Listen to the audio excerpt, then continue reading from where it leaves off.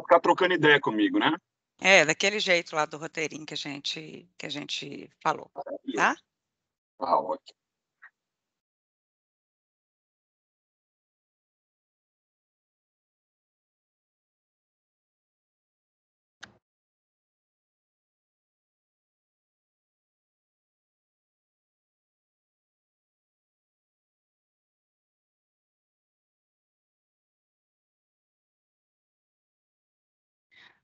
Vamos aguardar mais uns minutinhos, né, Vi, até todo mundo entrar. Eu acho que são 10h59, a gente Isso. começa 11h01, só para, né? Isso. Vale reforçar, pessoal, que os microfones estão mutados, então qualquer tipo de interação vocês podem fazer pelo chat, dúvidas, perguntas e tudo mais, podem ser feitas pelo chat também, tá bom?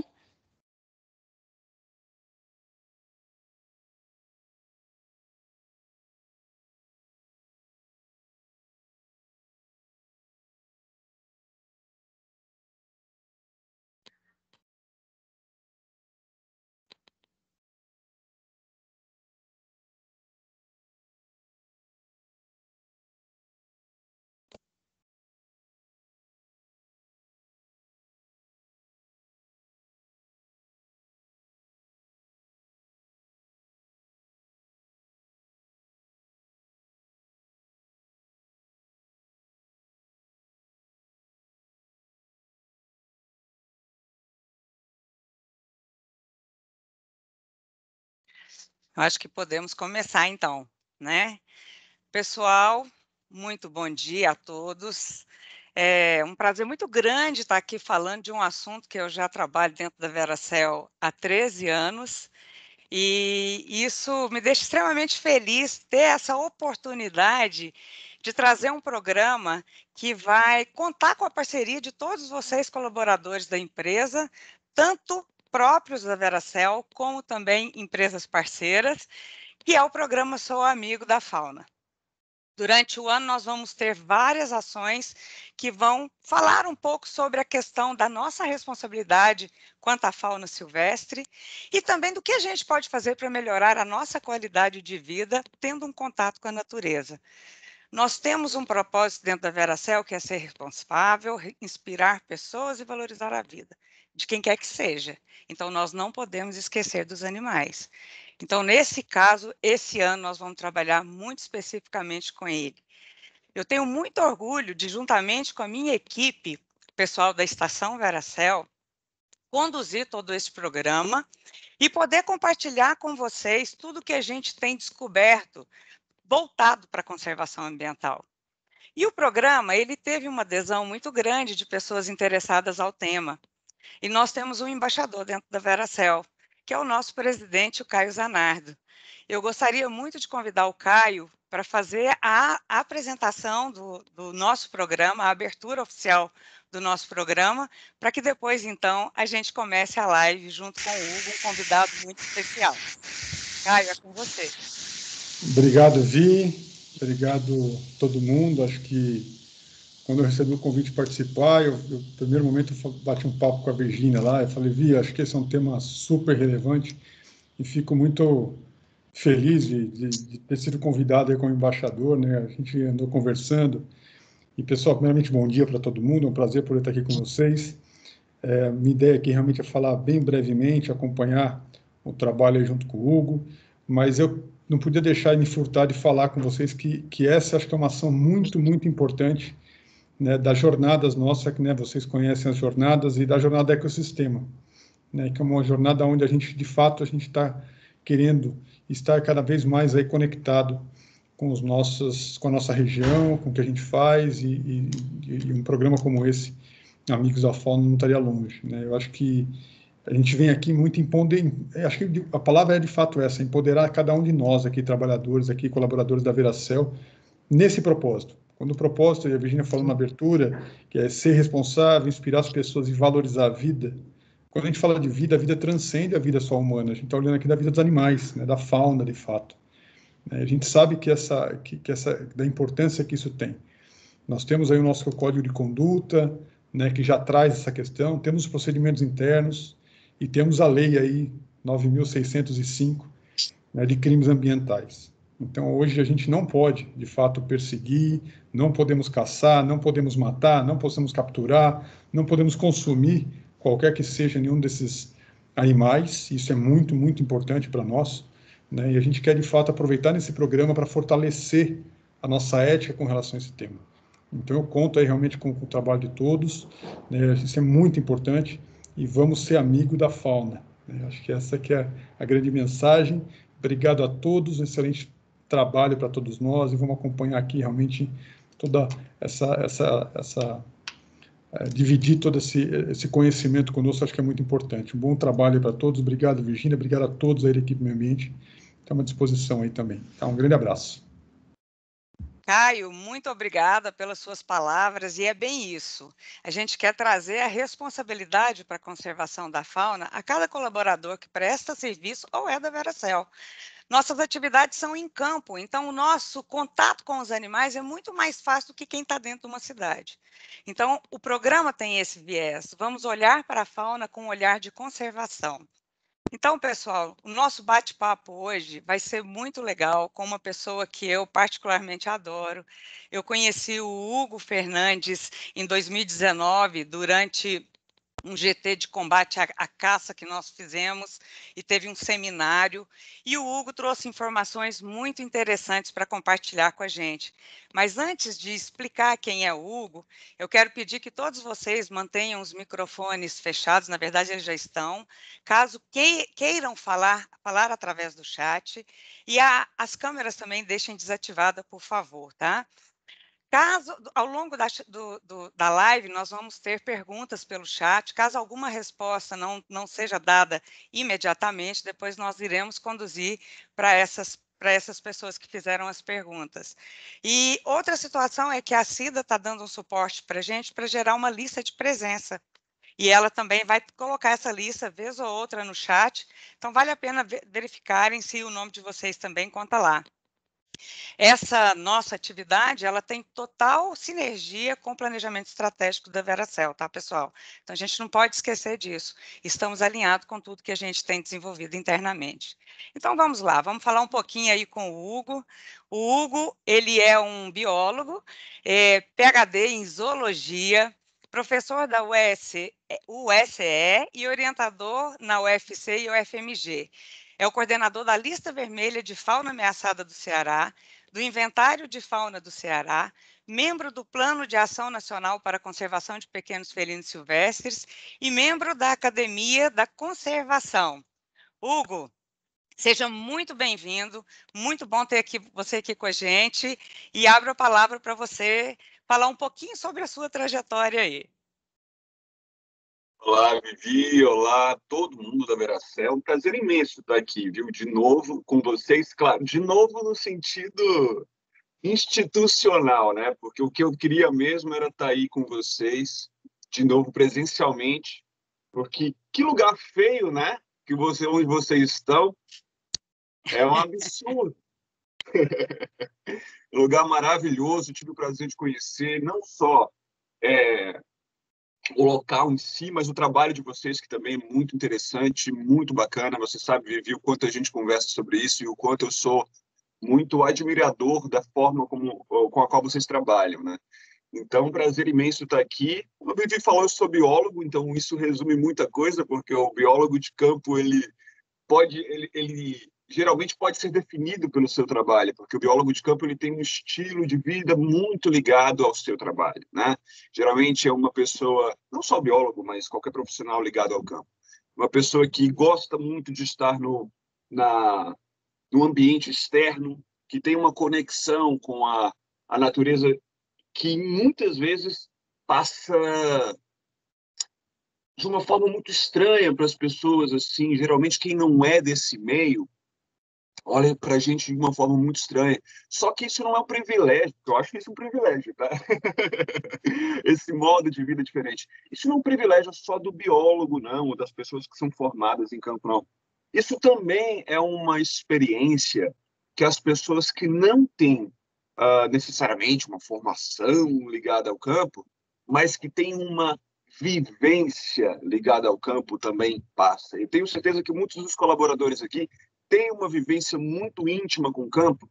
Então, para já, eu quero dizer, Vivi, que nós fazemos parte do mesmo mundo. Não é porque eu tenho um título, ou X ou Y, e faço parte disso ou aquilo, mas é como se a gente morasse no mesmo planetinha, sabe? Com funções diferentes, mas esse planetinho de pessoas que respiram e vivenciam o campo.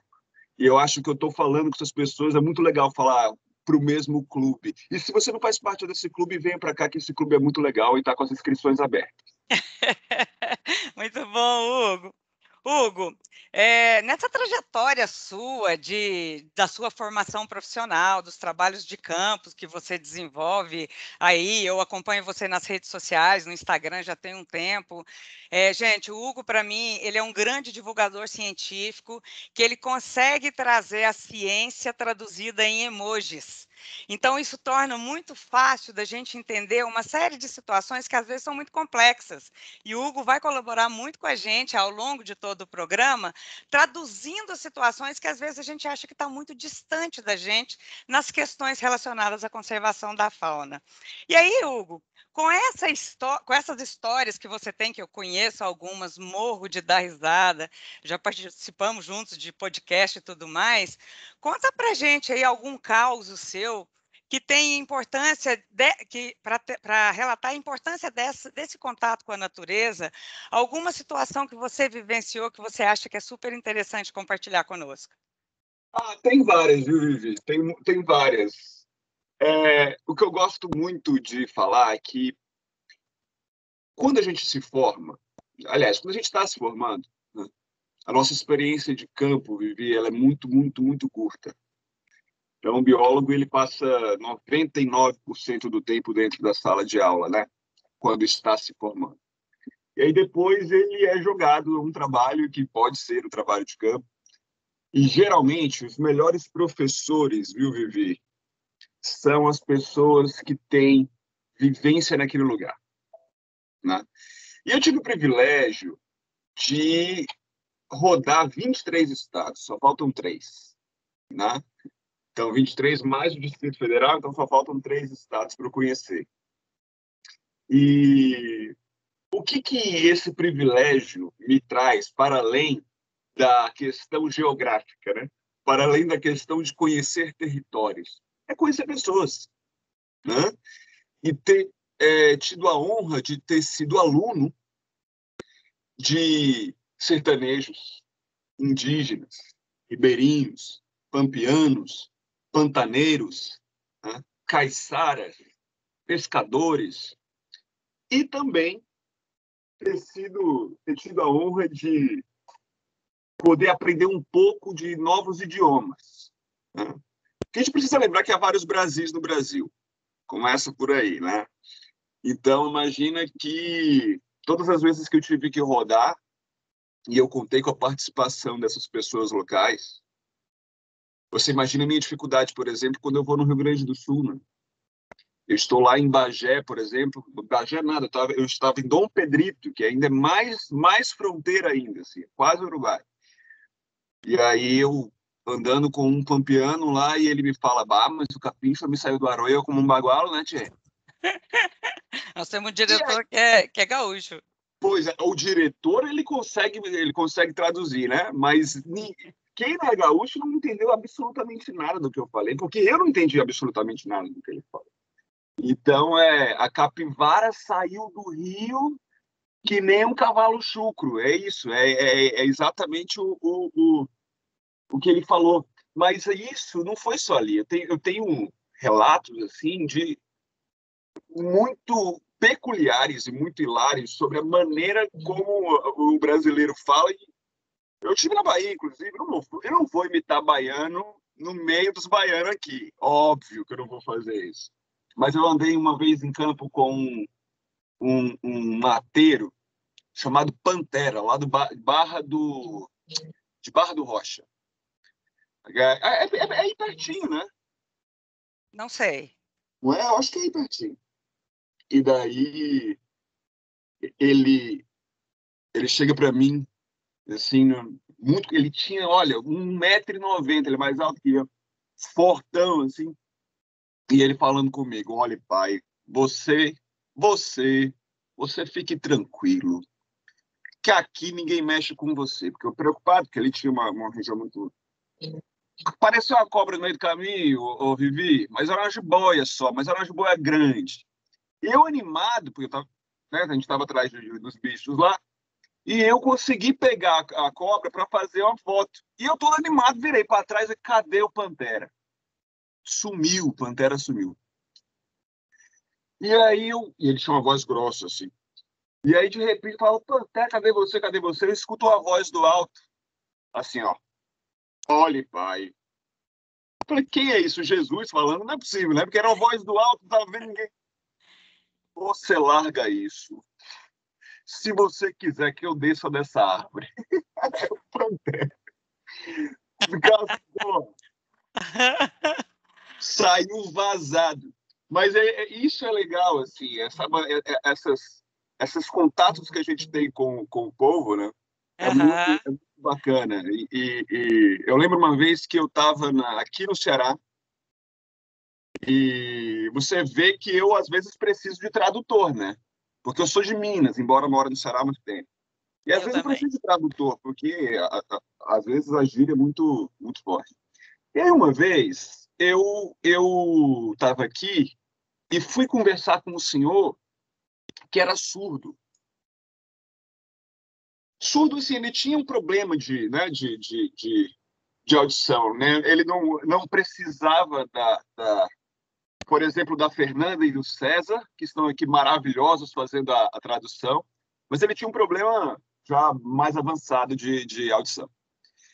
E aí ele não entendia o que eu falava, e quem fazia, e ele, por falar, por não ouvir muito bem, quem traduziu para mim o que eu dizia para ele era um colega dele, que era fanho. Agora você imagina um mineiro tentando falar com um cearense e o internet era um fanho maravilhoso. Maravilhoso, maravilhoso. Assim, demoramos 3 horas para ele me dar 2 informações. Mas é isso, sabe? A gente tem essa oportunidade de conviver com as diferenças, de conviver com os limites, conviver com a forma de falar, né, e de viver essa cultura de uma forma completamente divergente, mas convergente também. Porque todas essas pessoas, Vivi, elas tinham em comum um extremo apreço pelo natural, pela simplicidade, né? Por um rio, passando por uma pescaria, né? Por uma revoada de pássaro, o sol se pondo, tá no meio do mato, cheiro da terra. Eu acho que é isso que nos une. Eu acho que nós somos abençoados, como você diz, a gente está num território aqui na Costa do Descobrimento, onde nós temos beleza de praia e temos a floresta ao nosso redor, né? E quantas pessoas têm a possibilidade, por exemplo, de encontrar com um animal silvestre estando trabalhando na natureza, independente seja uma floresta de eucalipto na produção, né? Quando eu fiz o meu mestrado, lá no Parque Estadual do Rio Doce, em Minas Gerais, eu me deparei com a onça pintada. A minha sorte é que eu estava no carro e ela estava passando na estrada. Mas eu nunca teria a oportunidade de ver uma onça pintada se eu não tivesse ido a campo. Então, por isso é que eu falo que os nossos colegas são privilegiados em verem esses animais. Então, eles precisam de ter essas orientações para o que fazer, registrar, trazer as informações para nós, que isso auxilia muito no nosso processo de conservação, para que a gente veja se os corredores estão sendo estabelecidos e todo esse processo. E nós não podemos esquecer, conforme você disse mesmo, Hugo, nós somos pessoas. Pessoas diferentes, mas somos pessoas, somos seres humanos. E assim, Hugo, a gente vê uma série de situações erradas, de houve isso, matou tal animal, fez isso, tal, tal, mas uma coisa é certa, e eu queria que você falasse um pouquinho disso para a gente. O que é o domínio, o fascínio que a natureza exerce sobre nós? Isso é muito interessante, né? É, Vivi, nós somos uma espécie que há pouco tempo atrás, há muito pouco tempo atrás, se desconectou em alguma parcela do meio natural, tá? Em alguma parcela. Por que eu digo isso? A agricultura, tá? A maneira com a qual a gente planta, tem algo em torno de entre 6 mil a 12 mil anos, tá? A gente está com a agricultura formando grandes comunidades há 6 mil anos. É muito pouco tempo. A gente está aqui há 300 mil. Então, a gente começou a se aglomerar em grandes grupos, acima de 30, acima de 150 grupos, há muito pouco tempo, né? A gente tem a essência correndo nas nossas veias, né? Ainda muito ligada à questão do viver no mato. Eu vou mostrar aqui alguns exemplos que todos aqui vão curtir. Entre morar na beira da praia ou na beira do rio, ok? E morar longe do rio, longe da praia, o que vocês preferem? Eu imagino que seja morar na beira do rio ou na beira da praia. Tanto é que morar na beira da praia, mesmo para quem nem toma banho de mar, é muito mais caro. Por que vocês acham que é mais caro morar na beira do mar? Porque tem todo o valor agregado daquela vista. Ah, mas o que explica você gostar daquela vista? É um monte de água, né? Por que locais onde tem vista para a mata são também mais valorizados? É um monte de mata. Porque tem uma coisinha falando no seu DNA que aquilo é recurso. É recurso. Você olha para o mar e fala, recurso, eu não vou passar fome, né? E aquilo te deixa uma sensação de segurança, que, obviamente, ao longo das transformações culturais, vão se modificando em outras coisas, como, por exemplo, um aluguel caríssimo. Mas tem outros exemplos também. É muito comum... Oi? Não, eu ia te perguntar isso, dessa questão, é muito aliado a instinto. A gente tem um instinto primitivo que a gente doma ele, né? Então, isso tem uma relação muito direta. Eu vou contar um caso também. Nós, biólogos, a gente precisa processar animais que são coletados, né, ao longo da nossa carreira. E é muito comum a gente trabalhar em museu, em coleção científica. Uma vez, eu estava passando na estrada e uma paca tinha acabado de ser atropelada. Mas acabado de ser atropelada. Bateu só no focinho, assim. Ela estava quentinha, inteirinha. Aí eu fui colocar essa paca em cima da mesa de procedimento, porque a gente tira a pele, faz todo o processamento, né, para colocar isso na coleção científica. A minha barriga começou a roncar. Por quê? Porque aquela conexão está ali ainda. Aí, eu nunca tinha visto uma paca inteira na vida, se eu era estagiário também, e a minha barriga falou, recurso. Olha que louco. Recurso, né? Então, é instintivo. Agora, a relação que eu construo com essa paca não necessariamente vai se resumir nesse instinto. Mesmo porque a gente não precisa, óbvio, tem várias outras coisas que regulam o nosso comportamento para além do instinto, né? Senão andava todo mundo nu na rua. Roupa não é natural. A gente usa roupa e não é uma questão natural. Por quê? Porque a moral regula a sociedade desde que sociedades são sociedades, né? São os códigos de ética, são os códigos de moral. Só que é possível a gente construir, Vivi, uma relação muito positiva, entendendo e respeitando os nossos instintos e entendendo e respeitando esses códigos de ética e moral que são postos pela sociedade. Às vezes impostos, mas eu acho que a gente tem que considerar como postos pela sociedade. Eu acho que a nossa conversa hoje é muito nesse sentido. Como nunca deixar de se conectar com a natureza, de entender os seus instintos, de entender a forma com a qual a gente entra na floresta, se relaciona com os animais, inclusive exerce essa necessidade, essa vontade de campear pelo mato atrás de bicho, e ainda assim entender os códigos de ética, os códigos legais, estar congruentes com ele, andar abraçados com isso tudo. Eu tenho certeza que todo mundo aqui vai entender. E aí, Hugo, eu acho que tem aí a questão do instinto, é que nós temos o poder de escolha, né? A gente pode escolher o lado o qual a gente quer ficar, se é o lado do bem ou o lado do mal, né?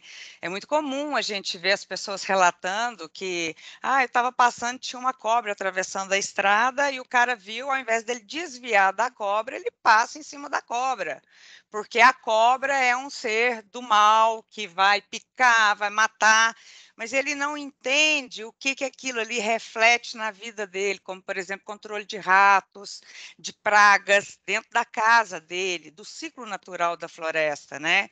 E aí, Hugo, com essa visão, fala um pouquinho para a gente do que você acha que é essa adrenalina que às vezes as pessoas entram dentro da mata, no sentido de buscar um animal, de tentar ou visualizar ou até mesmo abater, o que não é legal, né, frente a questões jurídicas mesmo, mas o que é que impulsiona essas pessoas a ter esse comportamento? E o que você acha disso? Vivi, o ser humano, ele só é ser humano, né? Assim, o sapiens só é sapiens, vamos dizer assim. A nossa evolução esteve muito ligada ao tamanho do nosso cérebro, ok? Então, a gente chegou a conviver com outras espécies de Homo, né? E nós conseguimos dominar a parada, mesmo diante de espécies maiores do que a gente, por exemplo, os neandertais, porque a gente teve uma seleção, uma evolução cerebral muito maior que permitiu que a gente desenvolvesse estratégias, né, tanto de combate quanto de estratégias de guerra mesmo. Né? E isso aconteceu porque, à medida que hominídeos, ou seja, que ancestrais de seres humanos, foram aproveitando a carne, houve uma economia de energia que ia para a digestão, ok? E foi, eu vou falar de um modo bem grosseiro, transferida, vamos dizer assim, para o cérebro. E isso permitiu e assim, a gente precisa lembrar que os nossos ancestrais eram herbívoros, por isso que os nossos dentinhos, né, não tem caninos grandes como o gato, como o cachorro, como a onça, enfim, mas à medida que a gente foi processando a carne, essa proteína animal, ela é muito mais rápida de ser digerida, obviamente quando tratada, do que a proteína vegetal, tá? Então, caçar faz parte da nossa evolução. Nós só estamos aqui porque houve caçadores. E nós nunca deixamos de ser. E isso é o que a gente precisa entender. Todos os seres humanos, em espécie falando, por espécie, tá? Nunca deixaram de ser caçador. Hugo, mas eu não tenho nenhuma vontade de caçar bicho. Ok, a gente entende. Mas em espécie, a gente nunca deixou de ser caçador. Da mesma forma, Vivi, que a gente nunca deixou de ser violento. Né?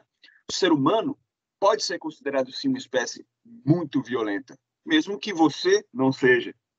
Por que você, Vivi, não é uma pessoa violenta? Porque existe, né? Às vezes, né? Acho que é melhor perguntar para o meu marido, viu? É verdade, precisamos de uma votação, né? Mas porque, em média, a Vivi não é uma pessoa violenta? Porque existe toda uma questão ética e de conduta, de moral que a sociedade vai impondo, e a gente aprende a controlar isso, né? Então, eu quero que vocês entendam que, quando a gente come carne, a gente só terceirizou a caça. Porque alguém criou aquele boi, alguém, né, abateu aquele boi, Porque o boi não vai se morrer, né? É diferente de se matar, né? Ele não vai chegar lá, olha, eu vou e pronto, aqui bonitinho no seu prato. A gente terceiriza isso, ok? Agora, não é isso que vai fazer com que a gente vá ultrapassar a linha do que é considerado moral hoje e do que é considerado legal. E eu vou aqui oferecer sempre contrapartidas. Porque a moral, Vivi, ela é muito fluida, né? A minha moral é diferente do outro, né? Existem concordâncias e discordâncias sobre tudo, e principalmente relacionado à moral. Em relação à lei, não. Pelo menos não devia, né? Mas em relação à moral, sim. Pois eu vou, então, oferecer aqui, baseado no seu exemplo, tá? Da cobra atravessando a estrada, o quanto que a moral pode regular o nosso comportamento para o bem. Veja, a cobra está passando ali na estrada, ok? E você está dirigindo seu carro. Faça o seguinte exercício. Ninguém está vendo, tá bom? Ninguém está vendo. A cobra está do outro lado. Você tem três opções. Você pode deixar ela seguir o curso dela. Você pode passar por cima dela. E você pode parar o carro e filmar ela atravessando a estrada. Qual das três opções você acha que vai gerar mais engajamento, mais aplausos ao que você está fazendo? Por que vocês acham que vocês seriam positivamente reconhecidos em que situação? Né? Quando vocês verem um animal atravessando a estrada, ajuda a parar de repente o trânsito para aquele animalzinho passar. Claro, toma cuidado, tá? Porque às vezes está numa curva, alguma coisa assim, pode ser perigoso. Mas eu tenho certeza absoluta que você fazendo isso, deixando ele seguir o curso dele, o que você recebe de retorno é muito maior, né? É muito maior. E o que você passa a ser reconhecido por uma atitude do bem, que hoje é considerada do bem. Há 40 anos atrás, há pouco menos que isso, talvez não. Talvez você fosse ser chamado de louco, porque você deixou uma cobra passar. Hoje não, porque há uma consciência de que isso é errado, e de que há uma consciência, principalmente, que deixar a vida seguir seu curso é uma atitude do bem, é uma atitude incrível, uma atitude humanitária que te transforma numa pessoa que vai receber e que merece receber esses aplausos, né? Vai ter gente dizendo que não fez mais que a sua obrigação, não liga não, porque não é, tá? Além de ser a sua obrigação enquanto cidadão, beleza, é de fato, porque é lei, mas isso te torna, sim, uma pessoa melhor. Mas, Hugo, é muito importante isso que você está falando, porque o fato de você ter a sensação de que você fez o bem, de deixar ela seguir o seu caminho e compartilhar um vídeo que acaba viralizando, vou te dar alguns exemplos dentro da empresa. Teve uma operação florestal em algum projeto dos nossos, que eu não vou lembrar o nome agora, e uma pessoa, um trabalhador, filmou uma anta saindo do meio do eucalipto. Hugo, eu recebi de pelo menos umas 20 pessoas o vídeo da anta saindo de dentro do eucalipto. E eu me senti extremamente feliz em receber aquele vídeo e sentir a satisfação de quem estava gravando aquele vídeo em ver aquela cena. Né? Outro dia, chegando na estação, tinha uma preguiça atravessando a estrada e a moça da segurança que trabalhava com a gente, a Nínive, parou o carro, ligou o pisca-alerta e pôs o celular dela filmando a preguiça atravessando a estrada. Né? A gente tem pessoas que são treinadas para o manejo da fauna quando eles aparecem em locais que não deviam estar, até pelo risco deles. Então, por exemplo, na fábrica, o bombeiro retira animais silvestres que chegam. Tem o pessoal que são os coordenadores de fábrica que me mandam, olha, apareceu esse bicho aqui, o que a gente faz com ele e tal. Você vê o entusiasmo das pessoas em fazer o bem, né? Então, eu acho que isso é uma questão muito interessante. E nós estamos vivenciando muito isso com a observação de aves. o contato das pessoas com a natureza, conseguir identificar uma ave, aquilo tem transformado as vidas, né? O contato tem melhorado a qualidade de vida, tem proporcionado situações extremamente interessantes. Hugo, fala para gente qual foi o encontro mais inusitado seu com alguma fauna. Com a fauna, Uhum. com certeza, disparadamente, um encontro assim mais inusitado, mais incrível que eu já tive, foi quando eu estava no Rio Madeira, em Rondônia. E aí, no meio do rio, o Rio Madeira tem 600 metros, de 600 metros a 1 quilômetro de largura. E aí eu estava na margem da direita, caminhando para o ponto onde eu ia trabalhar, e eu vejo dois pontinhos assim, sabe, boiando no outro lado da margem, assim, quase do outro lado já, entre o meio do rio e a outra margem. Eu falei, gente, aquilo ali, e o Rio Madeira chama-se Madeira por dois motivos, né? Porque a cor é bem de madeira e também porque é um rio muito caudaloso, e vem toras e toras e toras de madeira junto com o rio. Inclusive é um rio de navegação muito perigosa. E aí é muito difícil você separar o que são aqueles pontinhos de toras de madeira, de coisas assim, né, de pedaços de madeira.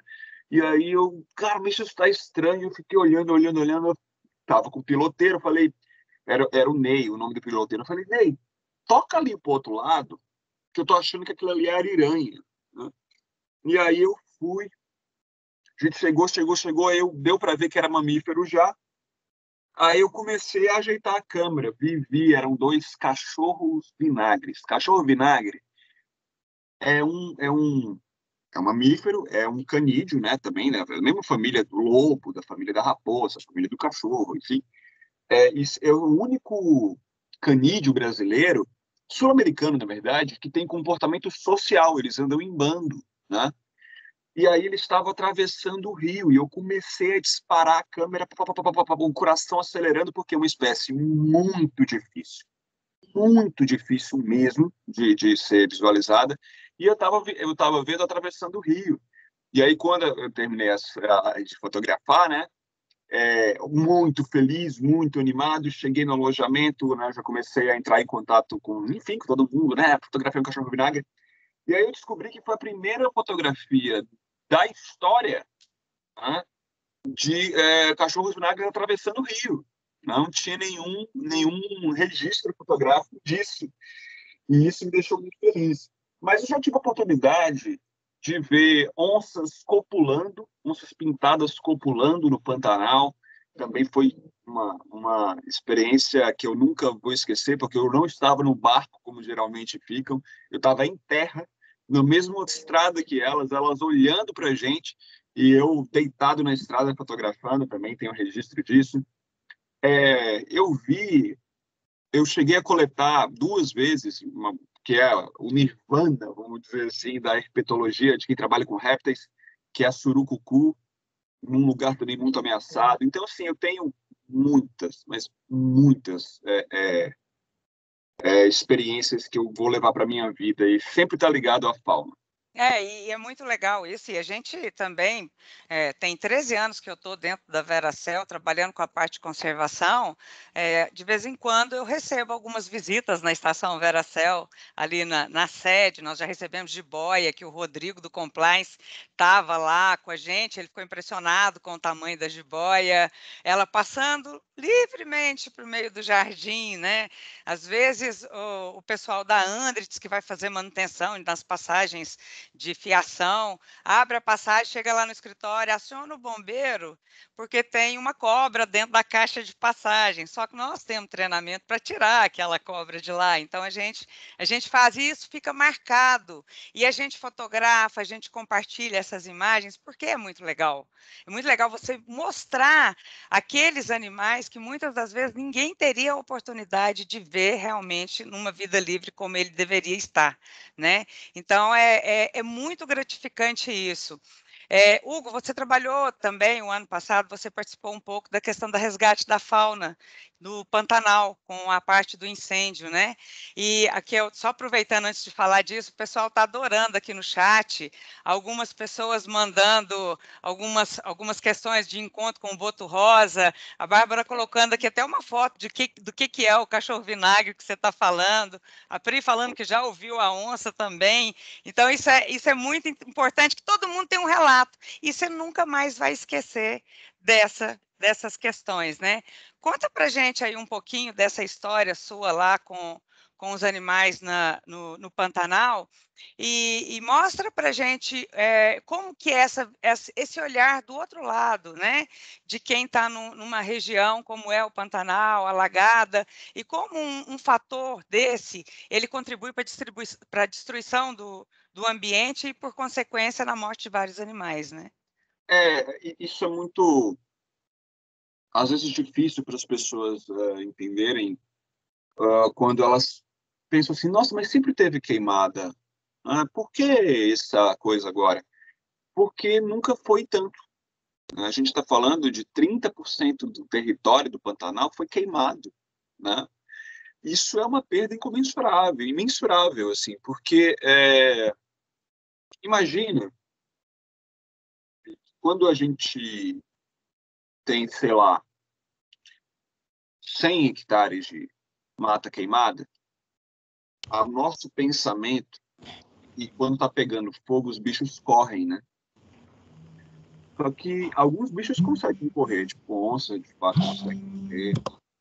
Mas e as cobras, e os lagartos, e os animais que se movem muito pouco, né? Enfim. E isso traz, assim, uma perda que é na ordem de centenas de milhões de indivíduos mortos. É uma coisa muito difícil até de medir. Mesmo os animais que correm bastante, eles acabam correndo para áreas que já pegaram fogo e que está pegando fogo embaixo, que a gente chama de fogo fato, né? Aquele fogo o que está no solo. E aí a gente tem aqueles casos das onças com as patas queimadas que a gente viu muito na televisão, né, e tal. Então, quando a gente chega lá nesse cenário, o cenário é de guerra, né? Eu andei 2.000 quilômetros com o Lawrence Schwab, grande cinegrafista, grande, né, cineasta, vencedor do Emmy. E a gente rodou 2.000 quilômetros de carro, de barco, de aviãozinho, né, monomotor. E uma das minhas funções lá era sobrevoar, filmar e levar para a equipe que estava lá, tanto de combate ao incêndio quanto de resgate de fauna, para poder agir. E o cenário de guerra, assim, por mais que a gente faça muito, o muito que a gente faz é muito pouco perto do desastre. Mas é óbvio que é importante, porque, embora seja pouco aquilo que a gente salva, é esse pouquinho que vai servir de fonte para que a população possa se recuperar, né? Vai ter população que não se recupera, fato. Tem população que se recupera pouco, tem população que se recupera rápido. Eu até escrevi um artigo para a Folha, que era em quanto tempo o Pantanal vai se recuperar. É difícil, né? É muito difícil a gente estimar isso, porque depende, é de semanas a século. Por quê? Sim. Semanas é o capim que nasce logo com a primeira chuva, né? Isso aí já é um sinal da recuperação, né? Quando eu falo capim, são as gramíneas, não estou desmerecendo, não, as gramíneas que vão nascer naquela sucessão. Agora, para recuperar uma população inteira de anta perdida, isso vai demorar algumas décadas, né? Então, esse processo é que precisa ser mostrado. A natureza é muito complexa, Vivi. Então, a gente já tem um impacto muito forte, né, Não? E aí, Hugo, muitas das vezes a gente costuma falar de meio ambiente, o meio ambiente está lá, a fauna está lá, e eu não faço parte dele, né? É lá no Pantanal, né? Fala para a gente um pouquinho como o animal livre, vivo na floresta, ele é um recurso importante para a nossa sobrevivência. Né? Qual é a relação de dependência que a gente tem de um ambiente equilibrado? Eu acho que é importante. A gente é estudioso, eu também sou bióloga nessa questão. é difícil, às vezes, pela questão do amor e da paixão que a gente tem pelo que a gente faz, é difícil a gente conseguir convencer a outra pessoa. Então, assim, Claro. estabelecer essas relações de dependência trazem uma... Opa, peraí, se eu fizer isso, vai acontecer isso comigo. Então, muda um pouco, né? Olha, primeiro deixa eu falar uma coisa super interessante para que a gente consiga alinhar o nosso discurso. Às vezes, a percepção do que a pessoa faz, ela é muito negativa aos nossos olhos, né? Mas para a pessoa e para aquela comunidade é normal. Por exemplo, alguém foi lá e caçou uma anta. A gente acha isso ruim. Mas para aquela comunidade isso é normal. E às vezes essa pessoa volta, poxa, o cara caçou uma anta, ele é muito, né, corajoso e tal, e vai alimentar aqui a comunidade toda. Então, é o que eu falo, a moral ela é muito fluida. O que eu ofereço às pessoas quando eu vou falar sobre isso é possível você, neste caso, agradar gregos e troianos, que é desenvolver outros valores. Não é desenvolver, na verdade, é alimentar outros valores que já existem, né?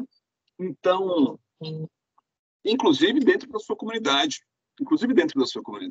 tá? É a gente perceber que a noção do bem é muito fluida, o que é mal para mim pode ser bem para outra pessoa, mas a gente consegue andar de mãos dadas mesmo com opiniões divergentes. Então, uma delas é exatamente por essa abordagem que você falou agora. O animal vivo, tá? Ele geralmente, quase 100% das vezes, ele vai ter mais valor que o animal morto. O problema é as pessoas perceberem isso, tá? Quando você, vamos falar, sem ecoturismo, sem manejo, sem nada, um animalzinho parado lá, e você na sua casa você já está ganhando. Por quê? O equilíbrio, aliás, um ecossistema equilibrado, ele é o ecossistema que vai garantir água na sua casa. Ok? Mas, Hugo, a relação entre ter água na minha casa e eu matar o animal, eu nunca vi, porque eu sempre tive água na minha casa e eu sempre vejo a galera matando animal. É verdade. A relação direta, ela é muito complicada de ver. Aí a gente tem que mostrar as relações indiretas. Só que é muito difícil, porque as pessoas às vezes não têm percepção de algo muito mais sutil. Exemplo. Abelhas. A pessoa foi lá e provocou um impacto, seja por agrotóxico, seja porque tirou aquelas abelhas dali, enfim. Essas abelhas vão ser responsáveis por polinizar alimentos que vão para a mesa dele. Sem as abelhas, 80% do que você come deixa de existir. Então, quando você tem algo que impacta a abelha, o preço do tomate sobe. Quando você tem menos área florestada, Vivi, a fila de pessoas com problemas respiratórios nas UPAs aumenta. Isso é dado. Quando eu desmato 1 km² de área nativa amazônica, eu aumento 27 casos de malária a cada km². Quando eu tenho um impacto de desmatamento da Mata Atlântica, inclusive aí na região onde vocês estão, eu tenho um aumento direto de dezenas de casos de febre amarela. E aí, tudo isso, a pessoa perde dinheiro. A pessoa perde dinheiro indo no médico, pagando remédio, o Estado e a União perdem dinheiro custeando esse tratamento, pagando os insumos, né, hospitalares. Você deixa de trabalhar, você deixa de ganhar dinheiro. Tudo isso está relacionado. O preço do arroz sobe, o preço da carne sobe, tudo sobe. Tudo sobe. É super complicado, né, Hugo? É uma relação que talvez a gente tenta entender, mas a gente não coloca o meio ambiente dentro do contexto, né? Vivi, tem outra coisa importante. Veja, eu dei exemplo sem fazer nenhum tipo de manejo. Porque a pessoa que entende de mato, a pessoa que entende de bicho, que está num local turístico como é Porto Seguro, como é, por exemplo, Ilhéus, como é várias outras cidades da Bahia, essa pessoa está perdendo dinheiro com turismo. Sim. Está perdendo dinheiro porque se ela entende de bicho, sabe reconhecer o canto do pássaro, ela sabe rastrear uma anta, ela pode ganhar dinheiro com isso. Turismo comunitário. E aí eu acho que tem tudo a ver a pergunta que a Priscila está falando para você aqui, ó. O que você vê como alternativa para pessoas que insistem em caçar? Muitos deles fazem isso por esse instinto que você falou no início. O que você vê de alternativa para essas pessoas? Tem como satisfazer esse instinto de uma outra maneira? Né? Eu vou justamente mostrar isso. um dos aqui. Ó. E aí? Vai.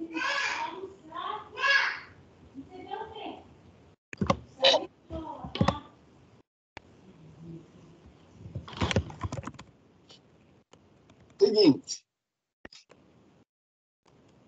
existe uma maneira, tá?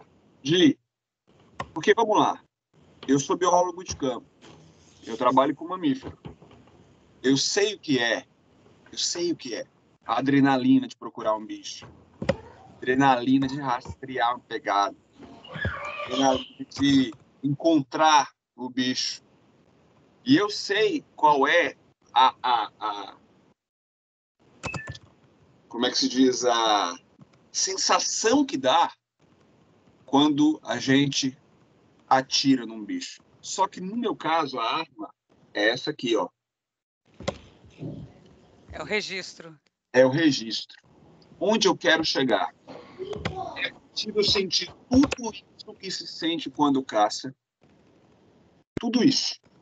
Adrenalina, o prazer de estar no mato, o prazer de rastrear.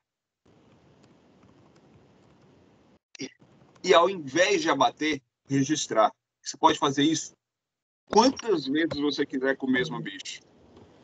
Quantas vezes você quiser com o mesmo bicho. Isso é incrível, porque pessoas que admiram isso é muito maior, gente. Todas as suas necessidades e vontades podem ser supridas só mudando a arma. E o número de pessoas que vão aplaudir o clube no qual você vai fazer parte, do qual você vai fazer parte, vai aumentar. Entende? E aí você fala, Hugo, é muito caro ter uma câmera dessa. Faz as contas, quanto custa uma espingarda? Quanto custa munição? Faz as contas. Quanto custa a fiança quando você for preso, com porte legal de arma? E o nome sujo? Quanto custa ter o nome sujo? Quanto custa ter a sua carinha lá estampada na televisão? Porque caçou animal silvestre? Quanto custa isso, gente? Tem coisas que eu te dou aqui o preço. Tem coisas que não tem valor. Não tem valor. É ou não é? É isso mesmo, Hugo. Tem máquinas dessa que variam de preço. Tem máquina dessa usada na internet, Vivi, de menos de R$500. Vocês não vêm me dizer que a espingarda é mais barato que isso, não, que eu sei quanto custa uma espingarda, tá, pessoal? Eu sei muito bem. Trabalho com análise de caça, eu sei bem quanto custa isso no mercado. E tem gente aí pagando cara espingarda com mira, não sei o quê. Beleza, Hugo, mas o meu negócio é pegar bicho na armadilha. Não tem problema não, aqui, ó. Fica aí. Oi?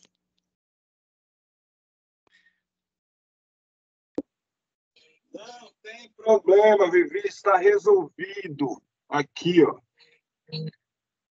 Vamos brincar. Câmera trap.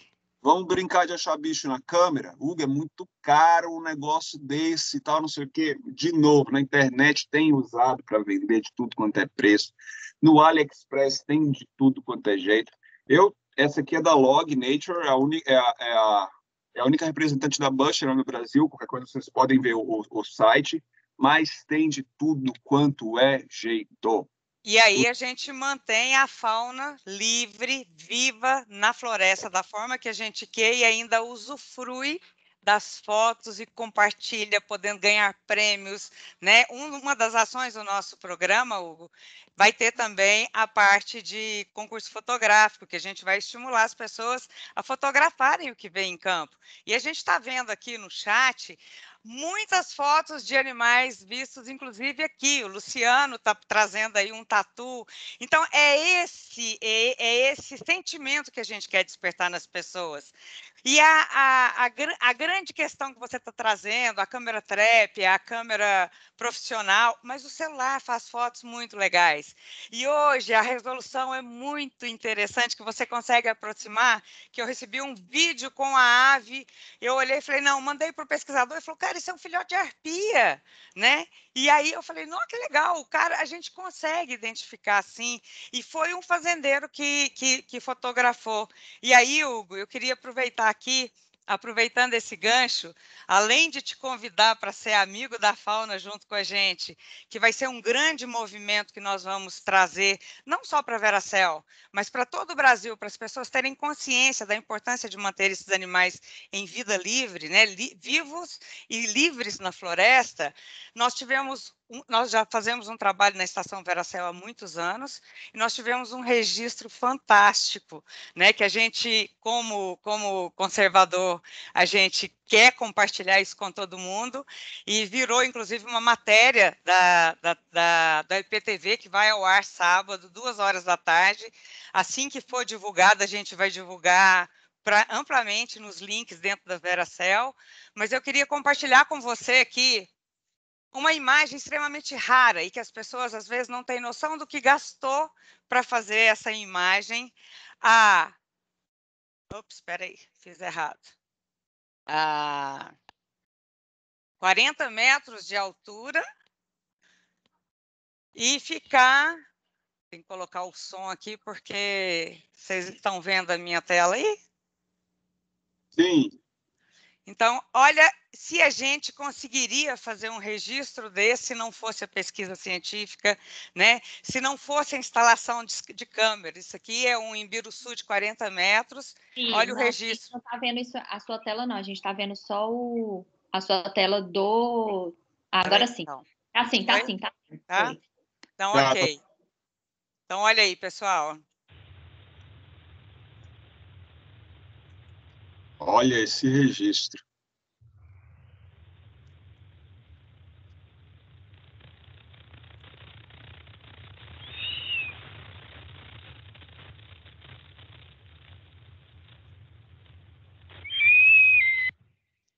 E, Hugo, a gente brinca que é o Big Brother da arpia, né?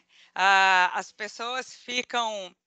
As câmeras ficam 24 horas no ninho, que já foi estabelecido, e a gente acompanhou todo esse processo desde 2018, e a gente agora conseguiu um registro inédito, que é um vídeo da cópula. Tem fotos.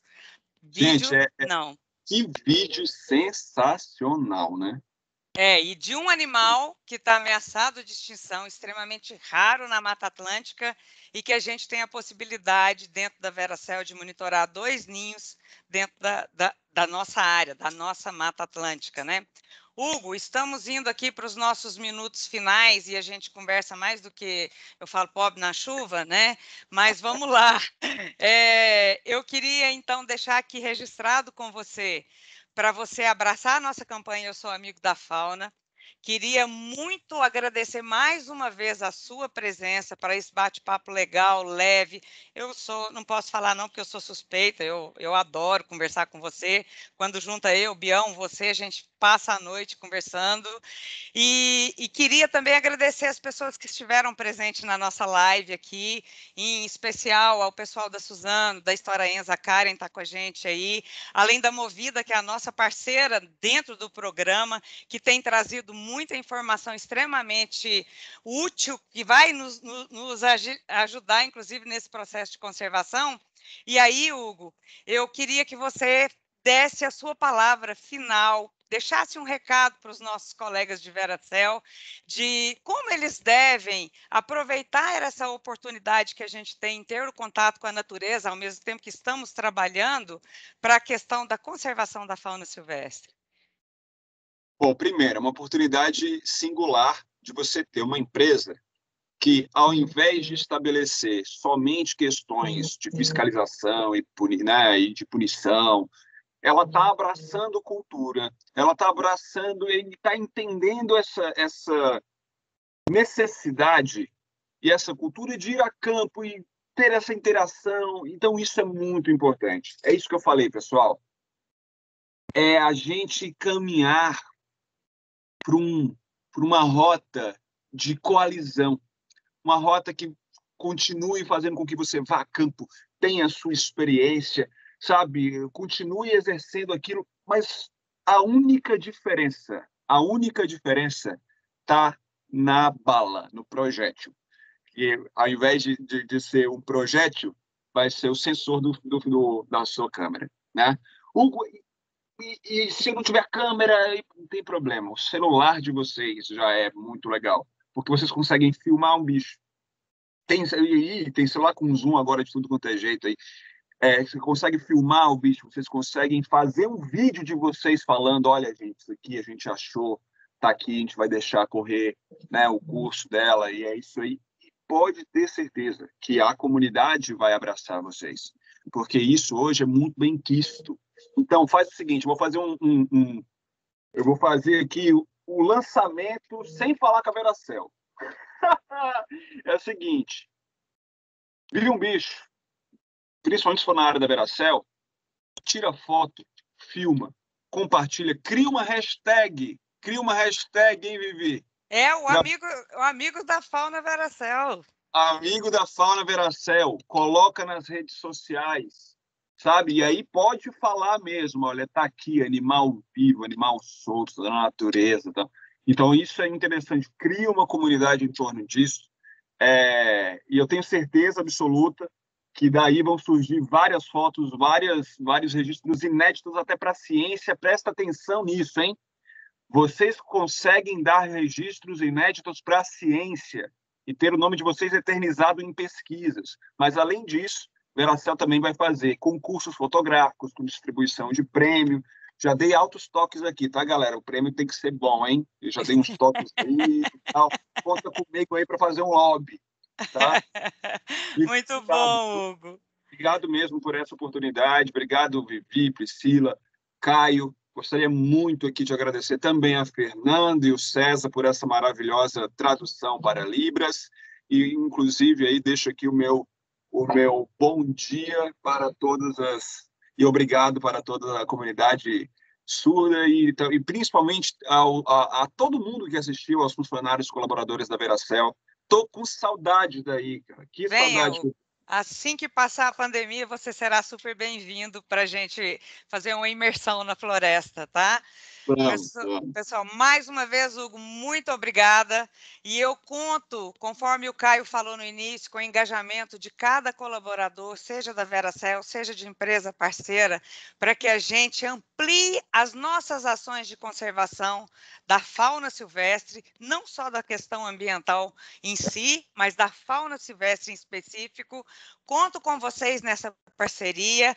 Nós vamos agora para frente criar grupos para participação, para compartilhamento dessas fotos que foram compartilhadas aqui no chat, que é super importante, porque faz parte do nosso avistamento nas nossas áreas de trabalho, né?